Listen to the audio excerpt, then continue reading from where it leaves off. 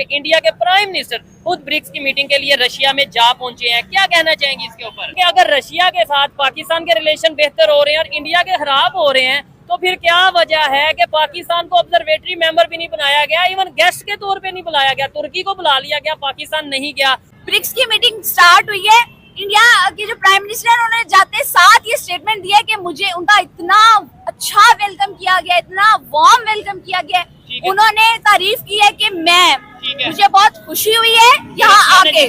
अगर इंडिया चीख रहा है पाकिस्तान और रशिया के रिलेशंस को लेकर, तो मुझे ये बताएं कि ब्रिक्स की मीटिंग में इंडिया पहुंचा हुआ है। पाकिस्तान मेंबर छोड़े ऑब्जर्वेशन में नहीं है। हम लड़कियों को तकलीफ नहीं, उनको घर में रहना चाहिए। लड़कियों को फिर घर बैठा करें, लड़की का काम है चार दीवारी में रहना। कुरान मजीद और बंदों को इनको काम करना चाहिए, इनको ट्रेन करें। मेरा ये दिल करता है पाकिस्तानी के रशिया के साथ पाकिस्तान के रिलेशन बेहतर हो, चाइना के साथ रिलेशन बेहतर हो, अमेरिका के साथ बेहतर हो, अफगानिस्तान, ईरान, इंडिया, हर कंट्री के साथ पाकिस्तान के रिलेशन बेहतर हो। रशिया में ब्रिक्स की मीटिंग स्टार्ट होने जा रही है। मुख्तलिफ कंट्रीज के जो हेड ऑफ स्टेट हैं, खासतौर पे इंडिया के प्राइम मिनिस्टर खुद ब्रिक्स की मीटिंग के लिए रशिया में जा पहुंचे हैं। क्या कहना चाहेंगे इसके ऊपर? आप इस टॉपिक को मजीद आगे बढ़ाएं। सबसे पहले एक चीज को मैं इसके साथ जो है वो कनेक्ट करना चाहूंगी, एक पॉइंट को। आपको याद होगा अभी कुछ दिन पहले, चंद दिन पहले, हफ्ता एक पहले पाकिस्तान के SCO की मीटिंग हुई है। उस मीटिंग में इंडिया के फॉरेन मिनिस्टर आए थे और उन्होंने आने से पहले एक स्टेटमेंट दे दी थी। हाँ, पाकिस्तान को लेके एक स्टेटमेंट पहले, एक स्टेटमेंट उन्होंने दी है। और अब ये ब्रिक्स की मीटिंग हो रही है, वहाँ रशिया जाकर इंडिया ने जाते साथ उनके प्राइम मिनिस्टर ने एक स्टेटमेंट दिया। उन दोनों स्टेटमेंट्स का मैं मुवाजना यहाँ पे करना चाहूंगी। उनके जो फॉरेन मिनिस्टर आए ना, उन्होंने आने से पहले ही पाकिस्तान आने से पहले ये स्टेटमेंट दे दी कि मैं पाकिस्तान जा रहा हूँ, लेकिन सिर्फ इसलिए क्योंकि मैं SCO का मेंबर हूँ। मैं SCO का मेंबर हूँ, सिर्फ इसलिए मैं जा रहा हूँ और मैं ट्रेड और रिलेशन और किसी मामले के बारे में मैं बात ही नहीं करूंगा। जबकि ब्रिक्स की मीटिंग स्टार्ट हुई है, इंडिया के जो प्राइम मिनिस्टर है उन्होंने जाते साथ ये स्टेटमेंट दिया कि मुझे उनका इतना अच्छा वेलकम किया गया, इतना वार्म वेलकम किया गया।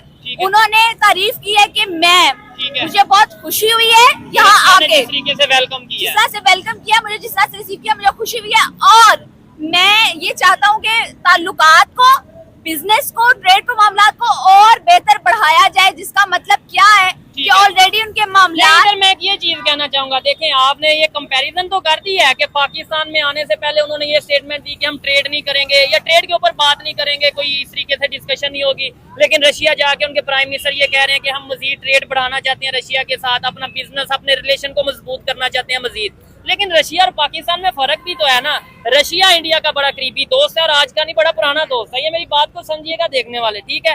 और पाकिस्तान की अगर बात करें, पाकिस्तान इंडिया की आपस में जरा वो मुखालफत कह लें, दुश्मनी कह लें, वो चलती है। तो इसलिए आप ये नहीं कह सकते कि इंडिया ने रशिया के लिए ये कह दिया और पाकिस्तान के लिए ये कह दिया। मैं बताती हूँ आपको बात। बेसिकली देखिए, इंटरनेशनल लेवल के ऊपर ना बात दोस्ती और दुश्मनी की नहीं होती। कोई भी मुल्क जो है वो दोस्ती और दुश्मनों को नहीं, वो अपना मफाद देखते हैं, अपनी आवाम के मफाद को देखते हैं। आप मेरी बात सुने। आप ये बात करते हैं चाइना जो है वो इंडिया का दोस्त है। नहीं, देखने में तो यानी यही नजर आता है, खबरों में ये आता है कि आपस में उनकी टसल चलती है। तो उनकी ट्रेड नहीं चल रही आपस में, ठीक हो गया। इसमें कसूर, ये जो स्टेटमेंट उन्होंने दी है उनके फॉरेन मिनिस्टर ने यहाँ आने से पहले, इसमें कसूर उनका नहीं है। अच्छा, कसूर हमारा है। देखें, हमने उस लेवल पे हमने अपने आप को उस लेवल तक लेकर ही नहीं गए कि दूसरी कौमों की, दूसरी मुल्कों की मजबूरी बन जाए, हमारी जरूरत बन जाए कि वो हमारे साथ डिप्लोमेटिक रिलेशनशिप्स को जो है वो बहाल रख सके या किसी हर हाल में।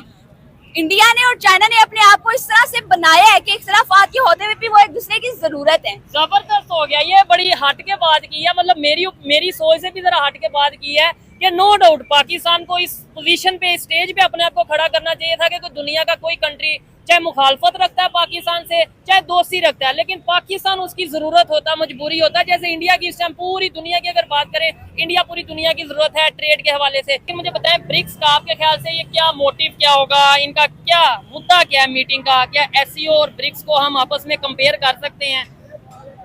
आप आपस में ना इन दोनों मीटिंग्स को कंपेयर कर ही नहीं सकते। अच्छा, वो किस तरीके से हमारे पास, मेरी बात सुने, ये गोल्डन SCO की मीटिंग हुई है, हमारे पास गोल्डन चांस था कि हम अच्छे तरीके से वेलकम, एक चांस मिला था हमें कम्युनिकेट करने का, ठीक है, फेस टू फेस बात करने का, टेबल टॉक करने का, बट हमने क्या किया, हमने अच्छी तरीके से रिसीव ही नहीं किया। ठीक हो गया। ठीक है, और दूसरी तरफ ब्रिक्स की अगर बात करें, ब्रिक्स का आपको पता है इनका टारगेट क्या है, इनका मोटिव क्या है? क्या? ब्रिक्स का बेसिकली मोटिव ये है, अगर आप न्यूज़पेपर पढ़ते हो, हमारी पाकिस्तानी अवाम अगर न्यूज़पेपर पढ़ती हो, अवेयर हो करंट इशू से, ठीक है, ब्रिक्स का मोटिव ये है कि 2050 तक, अच्छा। 2050 तक जितने ममालिक ब्रिक्स के मेंबर हैं वो मिलकर इस दुनिया पे राज करेंगे। वो दुनिया की Economy को चलाएंगे। बुलंद तरीन इकोनॉमीज बनना चाहते हैं। ठीक उनका हो गया। मोटिव ये है कि उन्होंने सबसे बड़ी इकोनॉमी बनना है उस पूरे ग्रुप ने, ना कि किसी एक मुल्क ने। नहीं जैसे अभी चल रहा है अमेरिका सुपर पावर, क्या ये कंसेप्ट हटना? नेक्स्ट आने वाला जो टाइम है ना, चंद सालों के अंदर अंदर आप ये चीज देखेंगे कि ये कंसेप्ट खत्म हो जाएगा कि कोई एक मुल्क जो है वो दुनिया की सुपर पावर है। ठीक है, यानी ये पूरा ग्रुप,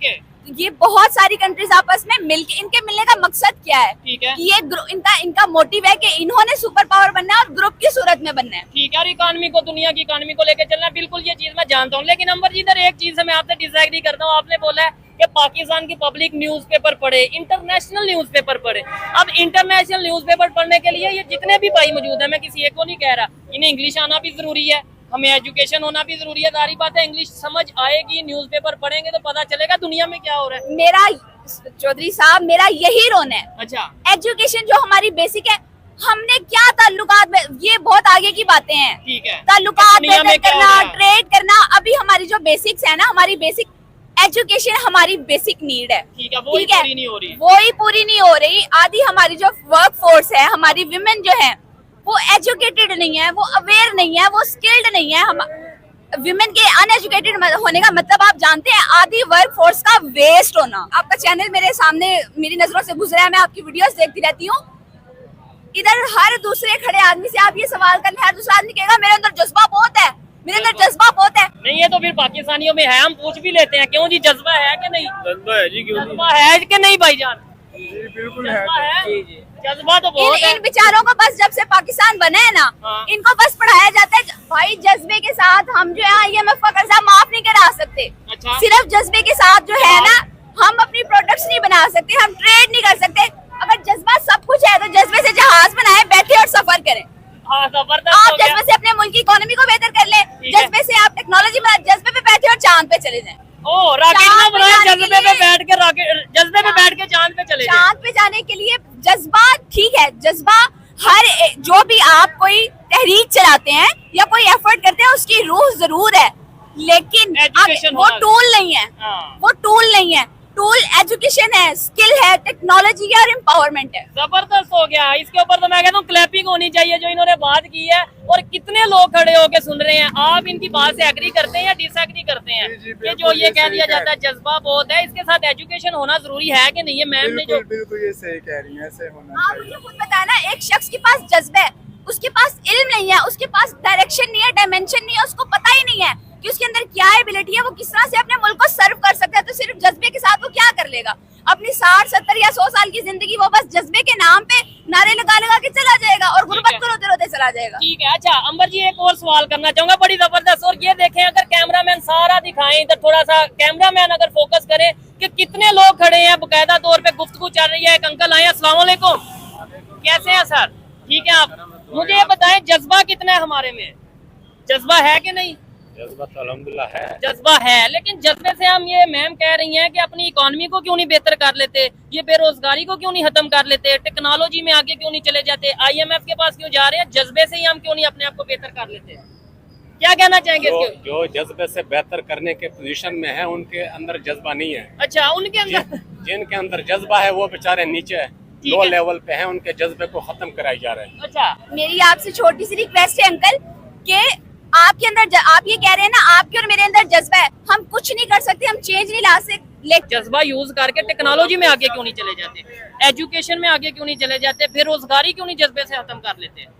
यार देखो मेरी बात सुनो, ये जो अवाम है ना, इसमें बंदे जो अवाम है इनका कसूर नहीं। इनका कोई कसूर नहीं है। सारा जो हुक्मरान है ना, हाँ। वो जलील कर रहे हैं हर बंदे को। ठीक है। आप कह रहे हैं ना कि अवाम वोट क्यों देती, ये जो वोट हर बंदे को पता वोट किसको दिया था ठीक है। और कौन जीता इस बार, गवर्नमेंट में और कौन है? कौन है। ठीक है। अंबर जी, सुहेब भाई, मैं यहाँ पे एक बात आप लोगों आगे आ से, जाइए, मैं आगे आ हर जाइए। किसी की ओपिनियन की रिस्पेक्ट करती हूँ, लेकिन हम हमेशा सारी रिस्पॉन्सिबिलिटी ताली एक हाथ से नहीं बचती।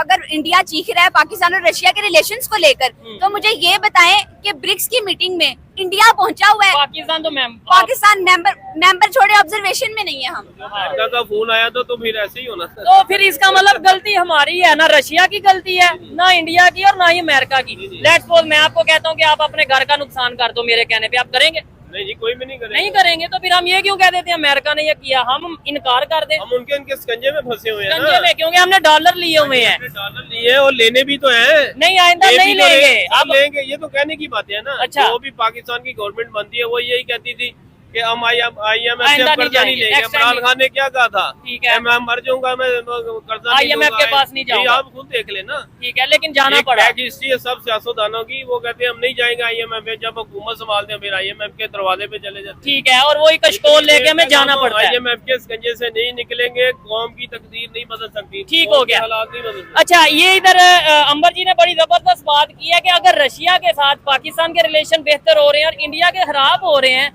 तो फिर क्या वजह है कि पाकिस्तान को ऑब्जर्वेटरी मेंबर भी नहीं बनाया गया, इवन गेस्ट के तौर पे नहीं बुलाया गया? तुर्की को बुला लिया गया, पाकिस्तान नहीं गया। ये एक सवालिया निशान है पाकिस्तान के लिए। और सेकेंडली, मैं तो ओपनली कहता हूँ, मेरा ये दिल करता है पाकिस्तानी कि रशिया के साथ पाकिस्तान के रिलेशन बेहतर हो, चाइना के साथ रिलेशन बेहतर हो, अमेरिका के साथ बेहतर हो, अफगानिस्तान, ईरान, इंडिया, हर कंट्री के साथ पाकिस्तान के रिलेशन बेहतर हो, क्योंकि उससे फायदा पाकिस्तान को होगा, ट्रेड होगी। अगर हम ये कहेंगे ना वो दुश्मन है, ये दोस्त है, वो दोस्त है, ये दुश्मन है, तो इससे नुकसान। सुहेब भाई बात सुने, बात पता है क्या है? बात ये कि दोस्ती और दुश्मनी इंटरनेशनल लेवल पर नहीं होती, इख्तलाफ होता है। हाँ, इख्तलाफ होता है। एक चीज, दो चीजें हैं, एक इख्तलाफ और एक मफाद। जो समझदार कौमें है ना, वो अपने मफाद का सौदा कभी नहीं करती। अपने कंट्री के लिए वो जो उन्हें फैसला वो करना अपने पड़ता है। मफाद, वो इख्तलाफात को सॉल्व अगर ना भी कर पाए तो उनके रहते हुए भी वो मफाद को गेन करना, वो अपने बेनिफिट को गेन करना नहीं छोड़ते, वो नए से नया रास्ता ढूंढते हैं। जैसे देखा जाए, ये बहुत बड़ी एग्जांपल है कि चाइना, रशिया और इंडिया, ये तीनों कंट्रीज मिल के मून पे जाके अब न्यूक्लियर पावर प्लांट लगाने जा रहे हैं।